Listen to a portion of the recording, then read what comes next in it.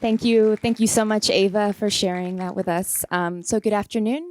My name is Abdul Hadi, and I'm part of the Adult Learning Programming team here at TIFF. It's my pleasure to welcome you to today's extended conversation as part of the TIFF speaker series. So here the films work as a sort of springboard to discuss larger social and political issues in the world today, many of which I'm sure you're thinking about right now. We would like to thank the University of Toronto's Munk School of Global Affairs and Public Policy for partnering with us on this initiative, and to the speakers for sharing their knowledge and their expertise and their time. We'd also like to invite you to join us year-round in this building at the Lightbox. For similar events, we do a lot of extended conversations with special guests, such as books on film, real talk, and in conversation with. So we hope to see you here year-round after the festival. So on to today. It's our pleasure to have Randall Hanson, our Munk School speaker, leading the conversation. Randall is the interim director at the Munk School of Global Affairs and Public Policy, and he is joined by Love Child director Eva Mulvad. Please join me in welcoming them both to the stage.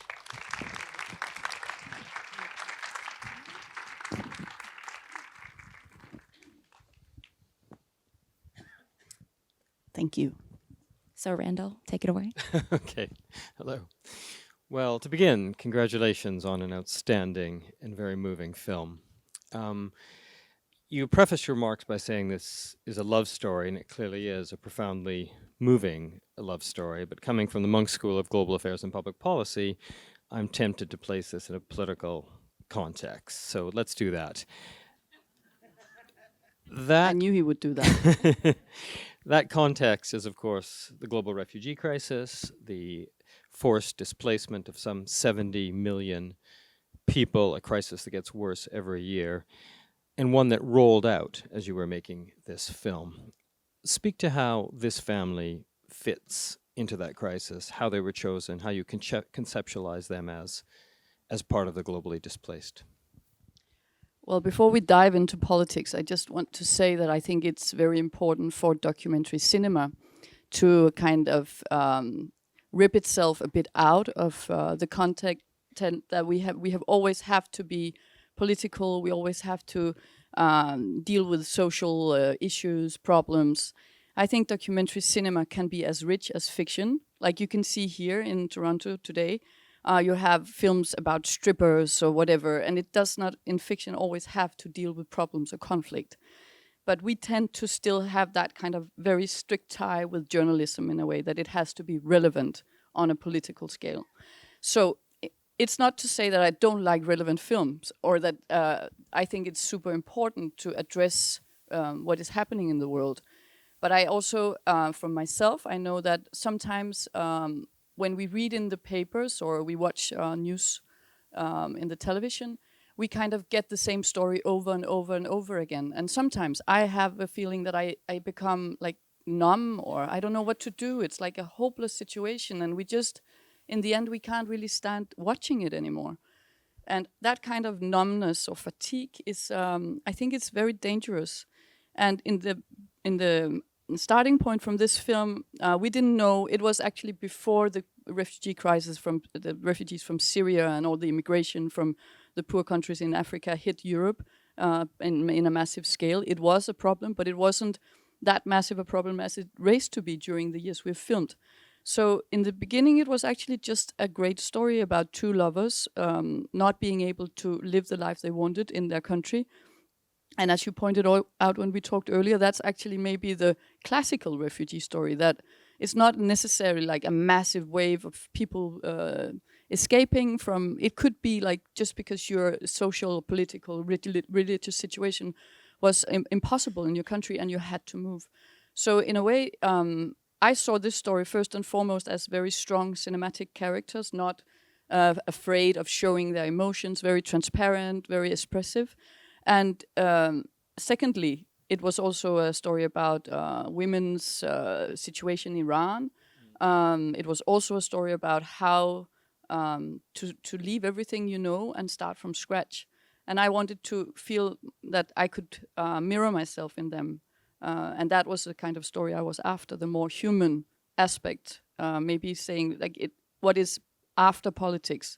what kind of reality is out there when politics is done and the European countries and America and whatever close down the border, say Turkey or the surrounding neighboring countries or South America, they have to deal with it themselves. We don't even want, in my country, we used to have like a quota for 500 quota refugees that came in every year. And because of national politics, they closed down that after the big wave of refugees came in. So, of course, there's a bigger picture to it, but I wanted the love story or the human story to be in the front, and then the backdrop of more political landscape. No, absolutely right. I mean, it seems to me that in a sense we can't. It's very hard to understand 70 million. It's very hard to avoid compassion fatigue. I mean, we admitted to this country, and we're desperately proud of ourselves. I shouldn't be dismissive. People who welcomed refugees into their home gave of themselves and deserve full credit for it. Nonetheless, the numbers we accepted in this country were very small compared to Germany and trivial compared to Turkey, and yet we've already had a political backlash against it. I would assume that by focusing on 3 individuals and their extended pain over many years, that was a window on a broader suffering that we wouldn't otherwise have. Would you agree with that? Definitely, and I know that these 3 people, they're super privileged. I mean, our idea of a refugee is somebody without any money, wandering the streets, living in camps, maybe being totally traumatized by what they've seen in their country, probably escaping from war. And this is like a super luxurious situation we are looking at. 3 people, they have money in their pockets, they come from very rich background, like a middle class compared to myself kind of background.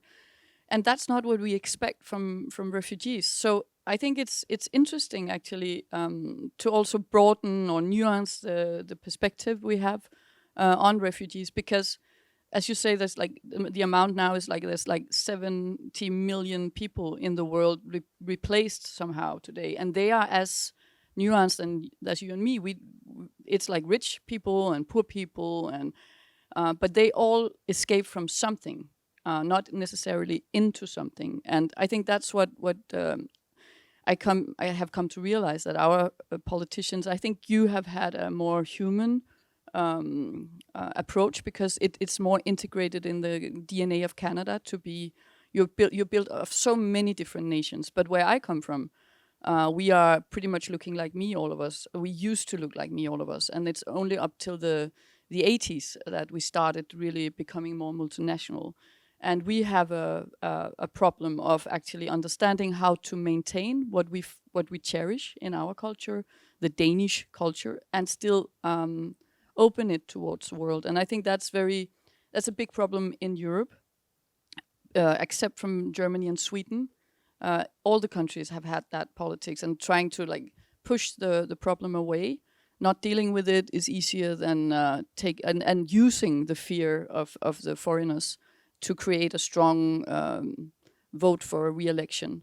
So I don't know if that was the answer to your question. It was, and I think you raised a couple of excellent points. I mean, there are 2 very mistaken things that are said about refugees, or if not mistaken, irrelevant. The first is that they make a wonderful economic contribution. They may, or they may not, but frankly, it doesn't matter. And the second is that they are the ones in the world who have suffered the most. As you pointed out, they may, or they may not. It doesn't matter. A refugee is one who has a well-founded fear of persecution on the grounds of race, religion, nationality, or membership of a social group. And that strikes me as almost a bitter irony of this family, because it seems this is a straightforward case, that they are refugees according to the classic definition, indeed more so than one who escapes war, horrible though that may be. And so that leaves the question in the mind, why did this drag on for 7 years? Since he was persecuted on political grounds, since she was clearly persecuted on gender grounds, how were they not recognized earlier as refugees? I think it is a lot of things coming together, like it is with all complex situations. They escape Iran in a really bad time, because it's just around the same time as a lot of refugees comes out of Syria. And Turkey is overwhelmed. I think you have the right number, but it's between 3 and 4 million Syrian refugees living in Turkey now. So it's an incredible amount of people. And they come out just as three small people in the midst of this wave of refugees. So it's like a lottery to get through there. And if you're lucky that somebody like really pays attention to your case, in this case as well, they're not married, which is also something that, I mean, in my country, we don't care. If you live together, have a kid, you're family. But still in this system, you're not a family. That means that because the father has a dodgy political background, like you've seen in the film, he's also worked on the wrong side. I think it's also all right that the UN asks questions, because we also see that out of these war zones come people who pretend that they are refugees, but they have been on the bad guys. If you can, I don't think there is such a thing as a bad guy, but people come out of wars who have been responsible for other people's misery, and we need to deal with that as an international society. But to me, I think that the bureaucracy is very heavy. I mean, these three people, they are educated, they speak well English, they can manage a complex situation. And for them, it's super difficult. They don't know, they're destroyed very slowly by the fact that they cannot influence their own destiny. And they can't call anyone and ask, am I doing the right thing? Do you think my case is all rightly handled? I mean, this is, I met it in many cases, talking to refugees, is like the despair of not having any power over your situation. And it becomes like a Kafka system that you're just running from one office to the other, and you're trying to do your best, but there's no way you can know what is the best. And I think maybe that's what we could, if there's like somebody watching this film and having an influence on the system, I think the complexity of having a worldwide refugee system where the countries that are supposed to take in, to resettle refugees, they don't do it, and they leave the problems to the neighboring countries, Turkey, for example. It doesn't work. We need to, all of us, we need to take as much responsibility as we possibly can. And I think in my country, we don't do that. And I guess, I don't know about here exactly, but America, as you see in the film, it comes like a turnaround with Trump, that they don't want to do what they have been doing for many years. And also with the DNA that like you share with America, that it's built on immigration in a way. And when you turn your back on the people out in the world looking for a prosperous future that used to be around this continent, where it was, you could feel that would happen to you. And Europe definitely does not, except from Sweden, has now also big problems in having taken in so many. So I think it's a global issue that we have to handle together, but it seems like politically it's incredibly not going to happen. Yeah, no, I agree. And certainly this was, of course, a very particular category of refugees, those seeking resettlement, taking right from the first country of asylum and then delivered to Canada, the United States, into safety, rather than getting on a boat and trying to get there. And I think we could all agree that countries, above all in Europe, could do more to resettle refugees. Our record is quite poor. I wonder if hidden in this refugee story isn't a migrant story, and a story of paradise lost and a dream of a paradise that they don't reach, America, and one that maybe doesn't exist. America does exist. We in Canada know that, but the paradise, I mean. Yeah. And what do I mean by that? Well, this is easy for me to say from my privileged position, but their life actually looked rather rich in Turkey. Not necessarily financially, but they had a decent apartment, they had friends. When I invite that many people to a party, I don't succeed in achieving those numbers. I mean, they were surrounded by people who clearly loved them, they spoke the language, the son was integrated. And you often find that migrants, for example, will come to Canada and then dream forever of going back home, not recognizing that the life in Canada actually isn't a bad one.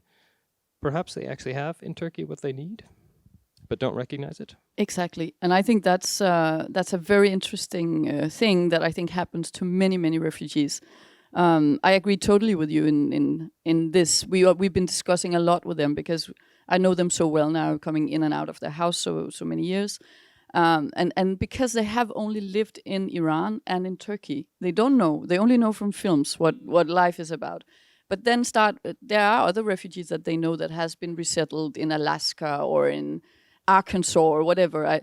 and it's like then, or in Norway even, and they then reports come down like you should really appreciate the weather in Turkey because Norway is, or like, do you know how it is not to speak the language and not ever become ever even close to speaking the language? As for example in Norway, it's super difficult for many refugees to adapt. And as well, in this case, they now lived 7 years in this country, and they speak a language from because they come from Azari minority in Iran, and that language is very close to the Turkish language. So it's actually been extremely easy for them to get the Turkish right, and then use their skill as English teachers to get the same level status in society that they had before. If they came to Canada, for example, they couldn't teach English here, right? That would be like not happening. So I think for them, they know all this and they are thinking about it. But basically, they are super afraid that they will raise their kid here in Turkey in a culture that does not accept his background. Like it's also a shame in Turkey to have a kid out of wedlock. It's not. They can't tell their neighbors. So basically, they're in an impossible situation. They want to go abroad because they want to give him a place where he can accept himself when he grew up. At the same time, they know that they might not get what they have there, and that I love that scene with this old woman sitting in the sideway, because that's actually, they have succeeded in building a life where they are integrated. They have friends, and for me, I'm like, they come from a life that is pretty much like an urban life in Tehran, and now they live in the outskirts of Istanbul, and they are not picky. I really admire that, because if I had to do that, I would be looking back at my life in Copenhagen with friends and just like all the time measuring if it was as good. And they don't do that. They go all in and they fix their problems and they get the jobs. And I mean, I really think they're super great at being refugees. And still it's super difficult. Yeah, no, it's the power side, isn't it? I mean, if you think they are relatively secure there, they're always looking forwards rather than being consumed by nostalgia. Yeah, but another real problem is that they don't have basic rights. As long as they have the job, they have an income. Yeah. But if they're like cheated, they can't go to court. If they want to change the last name of their son so that he has the last name that they have, they can't do that. So there's a lot of things that we just take for granted being citizens in a organized society, which is actually something that you build a life upon. And I understand that they also really want that. Yeah, no, fair point. Are we out of time? One more, yeah. So let's come to this process that dragged on for years and years and years. And as you said, they were incredibly determined, incredibly organized, had everything going for them, and found themselves just stripped of agency and of dignity by this endless bureaucratic process. Yet I also sense a hesitation to make UNHCR the bad guy in all of this. I mean, is this inevitable given the legalistic basis of the refugee system? I mean, how could it be any other way? They have to put forward a story. It has to be processed. As you said, there's millions of others in the queue. I mean, is this a tragic story, but a sort of inevitable one? Or could something be different? I guess it's what we were talking about earlier, that I don't think that the UNHCR can be blamed for the whole crisis. There's a lot of things coming together, making it this difficult. But I think it could be more transparent. And it could be more communicative, like that you could know what is going on with your own case. We have it in my country as well. Like it's like a bureaucracy to know if you even applied, and you can't get an answer if your case is treated. And I don't know. It's like these people are not treated like citizens because they're not nobody's business in a way, and that is a problem. And as long as the countries turn their back to the problem and want to just secure their own borders, and I think a UNHCR is a massive system. Of course, there will be people who are doing their job great and other people who are not inside of such a system. But I think the fact is that we use refugees more as a mean to establish power in our own countries than actually concentrating on how we could solve these problems. If we were able to have politicians worldwide that were facing these problems, dealing with them, I think we could create a much better system, but that's not what is happening now. Tease that idea out, politicians using refugees for power. That's an interesting thought. But you see it in America. Make America great again. That's nationalism. We see it in my country. In the 70s, Denmark was like so proud of being welcoming immigrants. We were tolerant. We had free porn. I mean, that was a total different idea of who we were. And I met one of the first refugees that came to Denmark. It was very close to peasant society maybe before. But he had like a passport from the UN that you could travel. And he told me, I even brought it to the bar to pick up girls because it was so fancy to be a UN refugee. Because I was like, it should be protected by the world, right? It was like rock star status. And I think that has definitely changed. And we could maybe push a bit back on that kind of like. I also think that stories like this, human stories, documentary or literature is like a vaccination against generalizations. Because they are not all bad. They're not there to steal your job or whatever kind of rhetoric that demagogic politicians use to get themselves reelected. And I think we have to talk back against that and try to be human, because it is human people. They are just like us out there. Some are bad, some are good, but we need to keep it more nuanced than just like putting everybody into a box and saying like they will destroy our country. Yeah, and to recall that we don't have to love them. The question is, are they persecuted? We're out of time, but I think the last comment you made on Denmark is a lesson for us here in Toronto and in Canada, is that a country with a tradition of openness that is relatively welcoming to refugees can turn, if not on a dime, but can turn gradually and insidiously. And we think that could not happen here. But when we see some of the rhetoric coming out of the leader of the opposition in this country, attempting to demonize the global compact on refugees, attempting to make a massive political issue of a trivial number of people coming across the U.S. northern border, our border with the United States, I think there are dangers in this country and we need to be vigilant to them. And I think your film is a powerful reminder of that. So thank you. Thank you. So before we open it up to you, we do want to take your questions. Please put your hand up very high. We want to also get to as many of you as possible, so just one question each. And I'm going to repeat the question for the benefit of our audience in cinema and those watching online.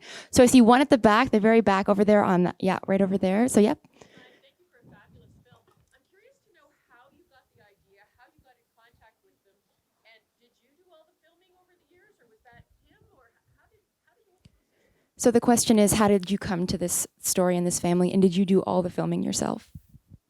The story came to me actually. I'm the main director. We are two co-directors. One of the co-directors had been in Iran shooting another film, and he was chatted up in the bazaar by a guy who turned out to be Sahand in the film. He had the job of being an English teacher, and at the same time he had to spy on tourists.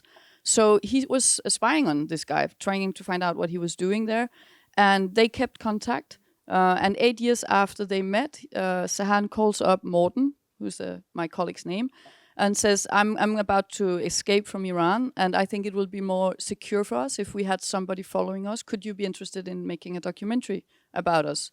And my colleague said, yes, that could be possible. And then he went to Turkey and he shot the first scenes you see in the film.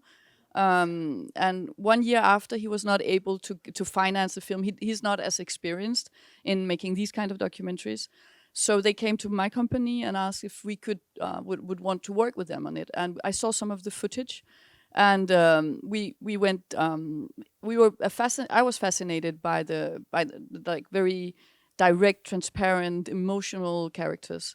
And then we've been working with Morten and with another colleague of mine, a very talented young film director. And we are educated to shoot ourselves. So we make sound, we make visuals, we travel just one person and make it all. And that has been the way to do it, because we didn't know that it would be such a long shooting time, and we didn't know when stuff was happening. And if you shoot more traditionally with a crew, you need to have it scheduled. It need to be planned. Whereas this was like, now we got an email from the UNHCR, can you come down? And we were like, yes, we'll try to. One of the three of us was trying to make it happen in our schedule. And we had a local DOP, great woman as well, working with us. So sometimes she took, shooting or we came down. And so that way we've been able to actually capture a reality when it happened. And they have also been super great at being main characters, because if something happened and we couldn't be there, they just shot it with their mobile phone. When they get these like you're accepted, or it's themselves shooting this, and that's very rare that you find main characters who put aside their own life and just pick up the phone and film their own kind of joy or anxiety. So that has been a great cooperation. Okay, so we're going to go right here to the gentleman, fourth row, right, you there, and then we'll go to you.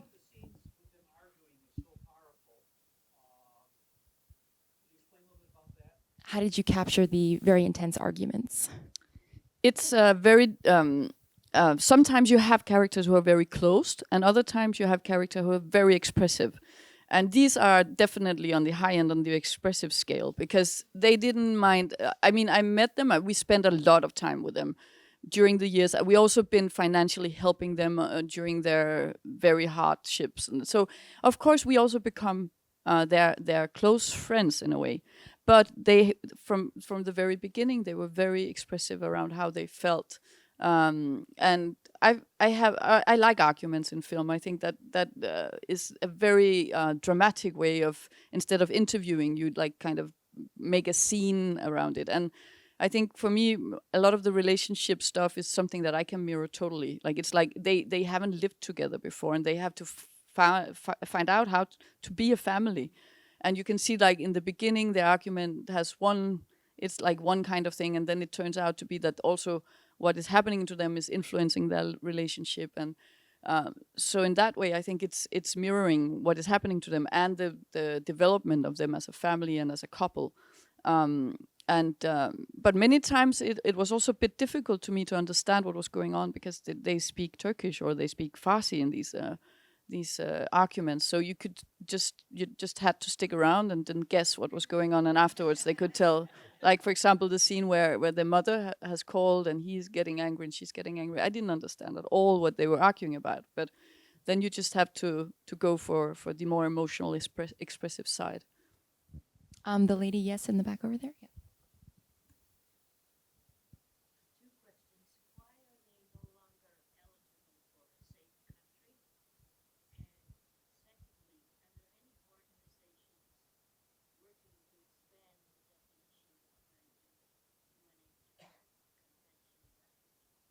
So why is the family currently ineligible, and which organizations are working to perhaps appeal their case currently?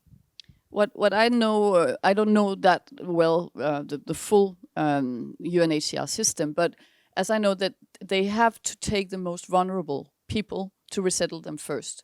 And as today, there's not a lot of countries who are offering to take in quota refugees. That means that the amount that can be resettled is getting smaller.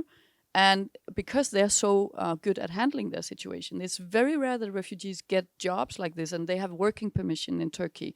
That means that they go down on the list of being vulnerable, which means that maybe if everything changes and in 15 years that the world are welcoming refugees everywhere, they can come up and be eligible for resettlement.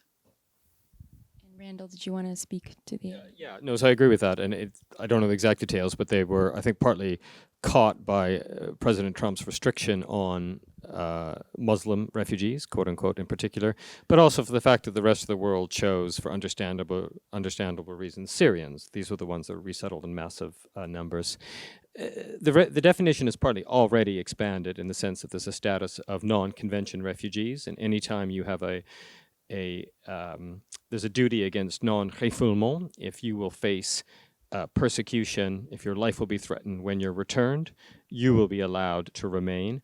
There's also a large scholarly debate about expanding the definition of refugees further. It has now included gender, it's included sexuality, which it used to not. Some suggest it should be expanded even to include those fleeing, for example, climate change. There's a debate about that. My own view is let's actually help all the world's refugees who have refugee status and are not securing safety first. Once we have all of them in and protected, then we can have a larger conversation about expanding. But anyway, that's my personal opinion. There's a global conversation about this. So unfortunately, we only have time for one more question. And yes, you right over there.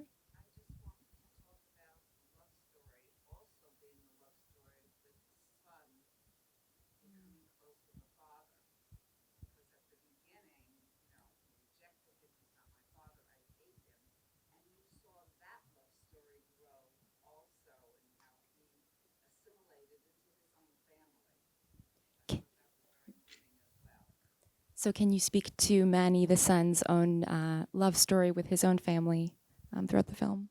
Yes, I think that's a very strong emotionally hook for me. I also have my small son is sitting down here, and he was very small when I shot the film, and I could totally understand that you want to do the best for your child. And that is a very, I think, strong emotional. It's a love story between the grown-ups, but it's, as you say, also just them wanting to protect him and give him a good life somewhere. And that basic thing, I think we can all relate to. We all have parents, or maybe it's complicated, but there is here a general, like a really strong love story. And I think they are very good at taking care of each other in a very difficult situation. But it's also their problem today is that they don't feel that they succeeded in securing his future.